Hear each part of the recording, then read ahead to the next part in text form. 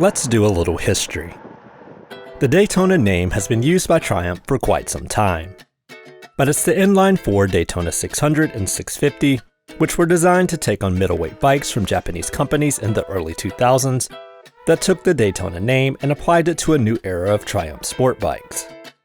However, the 600 and 650 didn't quite live up to expectations, so for their new Daytona in 2006, Triumph dropped a cylinder and increased the displacement to give us the triple-power Triumph Daytona 675. The Daytona 675 was not only gorgeous, but was a dream to ride. In 2013, Triumph updated the Daytona 675 with most notably a new frame, swing arm design, upgraded chassis and electronics, and both generations also included a Daytona 675R model, which took things up a notch with better suspension and brakes. In my opinion, this last generation of the 675R is likely the best middleweight sports bike ever made.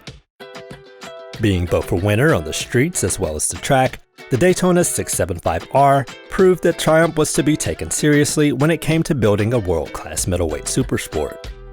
Unfortunately for fans of the Daytona 675, in 2018, Triumph stopped production of the bike as consumers were no longer buying middleweight supersports and instead were falling in love with naked and standard bikes.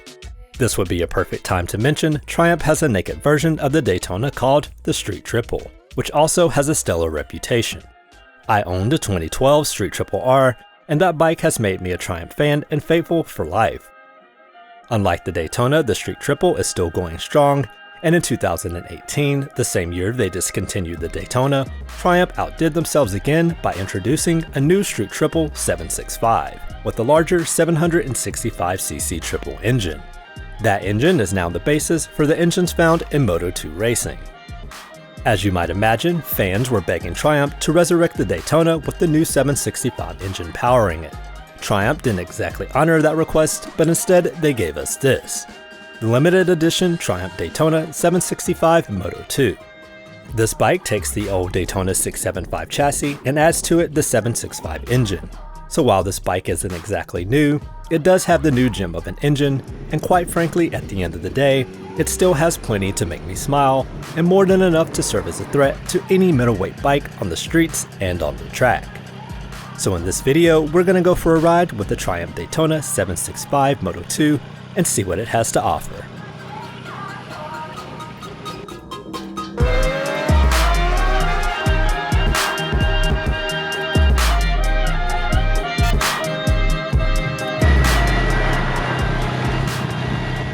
In 2019, Triumph replaced Honda as the lone provider of engines for the Moto2 World Championship. Honda's CBR 600RR based inline-4 was replaced by Triumph's 765cc inline-3. That partnership has helped give birth to this, the Daytona Moto2 765 Limited Edition. Triumph's 675 triple-powered Daytona won everything from the Aleman TT to the British, German, French, and World Supersports Championships, and fittingly the Daytona 200. It's easy to say the company knows a thing or two about building a performance-focused middleweight bike. But let's dive into the design and see what Triumph and Moto2 have given us. As I mentioned, the Daytona 765 borrows its shell from the outgoing 675R. Because of this, there are some aspects of the bike that are outdated, but overall, the Daytona 765 Moto2 is pleasing to look at and isn't lacking when it comes to making its presence noticed. Because this bike is so focused on racing, the Daytona Moto2 765 comes fully covered in lightweight carbon fiber. This includes the front cockpit, which is a single piece of carbon fiber, and the fairings. The carbon fiber is partially covered by a black, gray, and silver color scheme with the Union Jack livery, similar to the Moto2 engine development bike. The rear of the bike is also carbon fiber and has a Moto2 decal. US and Canadian models add red accents that models in the rest of the world don't have. There's also more carbon fiber on the front mudguard, the rear hugger, and the chain guards. The frame and swing arm have a clear anodized finish that helps reduce weight versus powder coating. This is one area where it's clear that Triumph didn't put any effort into updating the bike. Although the carbon fiber is absolutely gorgeous, The mold is the exact same design as the old Daytona. Another area where the Daytona shows its aged design is up front with the familiar dual headlight design. The headlights are clearly outdated. Again, the expectation is that the lights will be taped up anyway. And in between the headlights is the intake duct. Even though the overall bike does look outdated, it does so in a classy sort of way. It's in no way unpleasant to look at, it simply doesn't have the styling you would expect of a bike released in 2019. This bike is a single-seat design, so don't expect to carry passengers in any reasonable sort of way. The suspension includes quality Öhlings equipment, front and rear. There are 43mm NIX30 forks up front, and a TTX36 shock in the rear, and both are fully adjustable. This setup is at the pinnacle of what you will find on any middleweight bike. Even most leader bikes come equipped with lesser suspensions. The gold on gold also doesn't hurt. There is no shortage of braking power with the Brembo Stylema 4-piston monoblock calipers, biting 310mm disc up front, and a single Brembo single-piston caliper with a 220mm disc in the rear. Brembo has also supplied the adjustable brake lever in the MCS Radio Master Cylinder. Again, this braking setup is just about as good as it gets. Triumph claims the 17-inch cast aluminum alloy wheels are the lightest in this class. They're wrapped in Pirelli Diablo Super Corsa SP tires, 120 70/17 up front and 180 55/17 in the rear. The pinstripes on the wheels are red on US and Canadian models versus the models found in the rest of the world. All the weight-saving equipment makes this 765 Daytona lighter than the outgoing 675R Daytona. That means this bike weighs just a tick over 400 pounds. It's incredibly light. A CBR 600RR by comparison weighs about 410 pounds, and a GSX-R 750 weighs 419 pounds. Therefore, the triple engine has less to tug around. The Triumph Daytona 765 Moto2 has a seat height of 32.4 inches. It's worth mentioning that the bike does feel taller when you're sitting on it. In terms of riding position, the bike is aggressive, but because Triumph is using a tried and tested platform, they managed to keep the Daytona comfortable for this class of bike. The seat is also comfortable and fairly plush. There are only 765 Daytona Moto2 bikes available for the US and Canada, and another 765 available for the rest of the world, making this bike fairly rare. In a lot of ways, Triumph is using this limited production run of Daytona 765s as the official farewell to the Daytona model. Each bike has a beautifully designed aluminum top yoke with the laser-etched number denoting which of the 765 bikes it is. This particular one is number 145. Triumph's 765cc triple engine, which is also found in the Street Triple RS, although in this application it has been massaged quite a bit and now makes 128 horsepower at 12,250 RPM and 59 pound-feet of torque at 9,750 RPM. Compared to the Moto2 race bike, the Daytona 765 is down at least 10 horsepower. And compared to the Street Triple, the Daytona has 7 more horses and 1 more pound-feet of torque. But that doesn't tell the whole story, because the character of the Daytona's engine is very different than the Street Triples. The red line is raised by 600 RPM, so the Daytona revs up to 13,250 RPM. Unfortunately, we didn't have some of our equipment to get helmet riding footage, but hopefully this chest footage can still somewhat relay that this bike is a joy to ride on the street.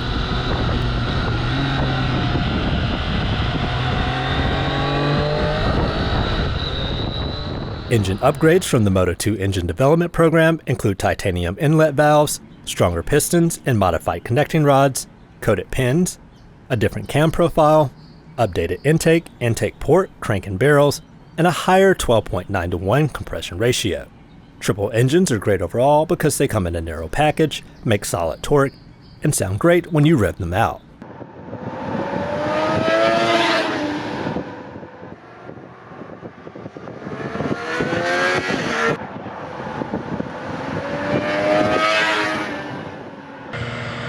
With all of these changes, the output numbers might not sound impressive when you consider the old Daytona 675 made essentially the same power.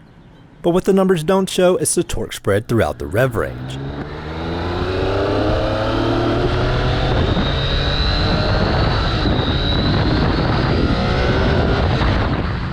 Daytona 765 makes 20% more torque throughout its rev range versus the 675.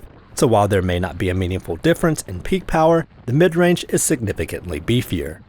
Not only that, but Moto2 teams go through something like 7 engines in a single season, so the upgrades not only help the mid-range torque, but they also add a lot more reliability and longevity to a bike that will have a 6,000 mile service interval and Triumph's 2-year unlimited mile warranty. We live in a world where everyone wants to compare peak numbers, but for the Daytona 765, there's a lot more to the power and torque than their peaks. This bike is made to bulldoze its way out the corners regardless of the RPM and still remain reliable.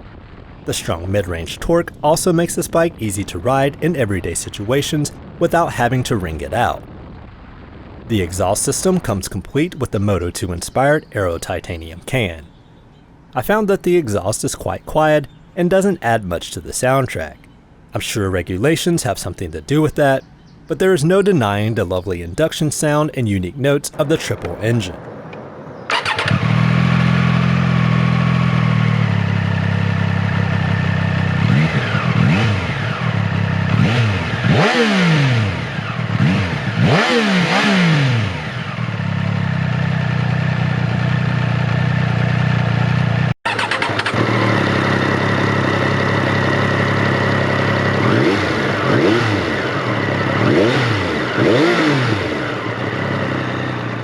In terms of electronics, the Daytona 765 Moto2 has a fully digital and color TFT display.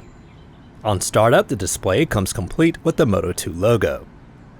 The controls on the handles are intuitive, and there's a 5-axis joystick that makes scrolling through the menus easy to do.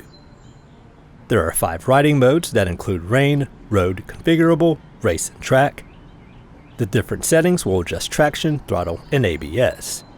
The screen and software are very responsive and have clean graphics. There's also an up and down quick shifter for rapid gear selection. Having both up and down shifting is a great addition for track use.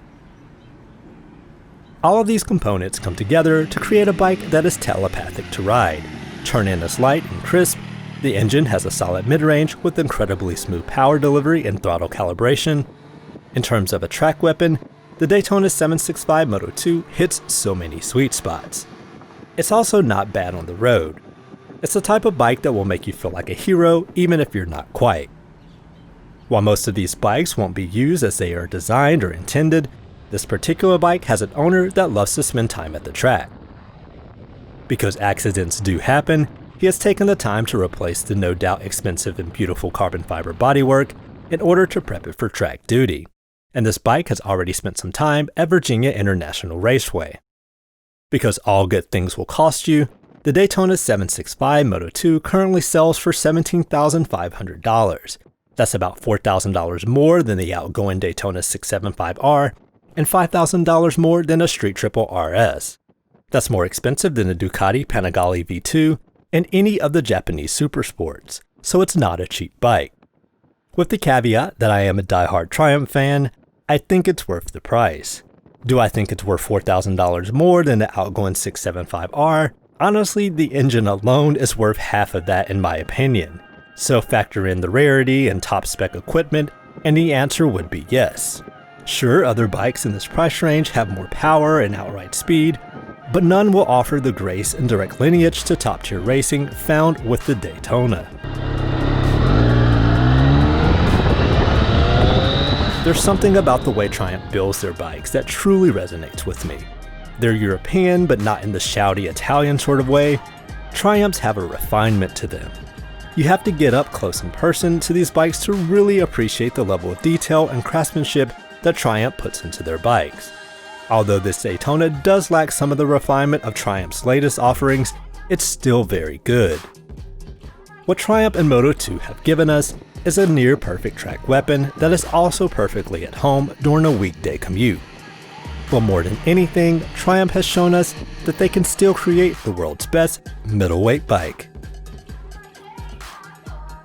Thanks for watching, and if you enjoyed this video, be sure to subscribe, like, and leave a comment below. You can also find us on Instagram at rideXdrive.